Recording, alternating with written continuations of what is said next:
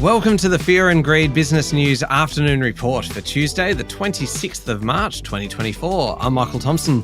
Every afternoon, we've got the 5 stories that happened today that you need to know about. So let's get going with story number 1. The S&P ASX 200 experienced a small slump today, closed down 0.4% to 7,780 points, which was expected after a dip on Wall Street. It was a bit of a mixed bag day, I suppose. Energy and gold led the pack, with Karoon Energy, Beach Energy and Gold Road Resources doing well. Consumer staples were also up and utilities nudged slightly upwards too. Everything else fell back, led by IT and communication services. Analysts are closely examining whether there will be some profit taking from investors. The technology sector globally is volatile, given all the news around EU and US regulators tackling the tech giants and threatening to break them up due to antitrust concerns.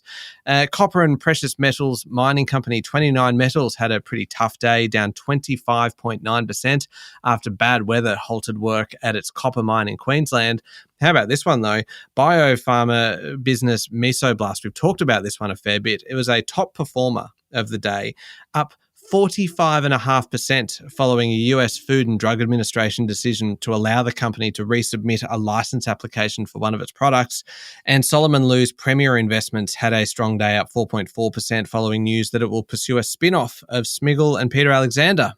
On to story number 2 now. Seven Group has taken a swing at an independent review that recommended rejecting its offer to take over Boral. Now, Seven has been seeking to take over the company in a $1.9 billion deal worth about $6.05 in cash and shares, but a Grant Samuel authored report said that this undervalued the company and the valuation of its shares should be between $6.50 and $7.13. Now, Kerry Stokes' Seven Group published a market announcement today saying the Samuel report included, quote, fundamental errors. It was, quote, fundamentally misleading minority shareholders, and it was, unsurprisingly, disappointed by it. Interestingly, Boral's independent directors agreed with this view. Now, Seven is a major shareholder in Boral, but these directors don't actually represent Seven's interests. Seven's shares ended the day down 4.1% today. Story number 3, Gina Rinehart's Cenex Energy has blamed a long list of successive federal governments for intervening and leaving Australia at risk of a gas shortfall. There's major concerns right now among big industries that new supply needs to be brought into Australia to avoid a gas shortage. And Cenex Energy, which is half owned by Rinehart, has now stepped into the debate. Its CEO, Ian Davies, said in a speech in Sydney today that Labor and state governments need to show support for gas and that there has to be quick change to keep the lights on, to ensure manufacturing jobs aren't at risk and to support the energy transition. He blamed unrelenting gas market intervention and criticised the government for doing little more than making announcements.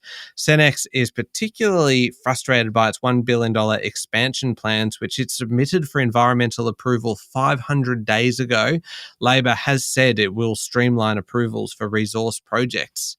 Story number 4, this is a big one. Britain is declaring China a threat to national security as geopolitical tensions heat up. This comes after the Five Eyes Intelligence Alliance, of which Australia is a member, identified China-affiliated actors as being behind 2 cyber campaigns targeting the UK's voters and political processes.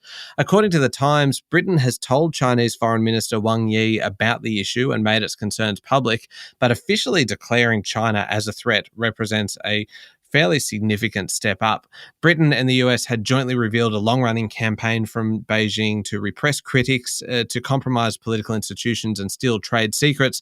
This included cyber attacks against the election watchdog and moves to spy on MPs considered to be critical of China's government.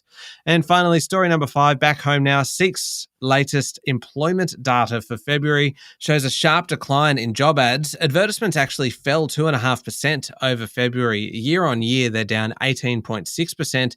This is leading to a sharp rise in the number of applications per job ad, which tells us that right now competition is heating up for the available jobs. That's it for the afternoon report for Tuesday, the 26th of March, 2024. Adam Lang and I will be back tomorrow morning for the Wednesday edition of Fear and Greed. I'm Michael Thompson. Enjoy your evening.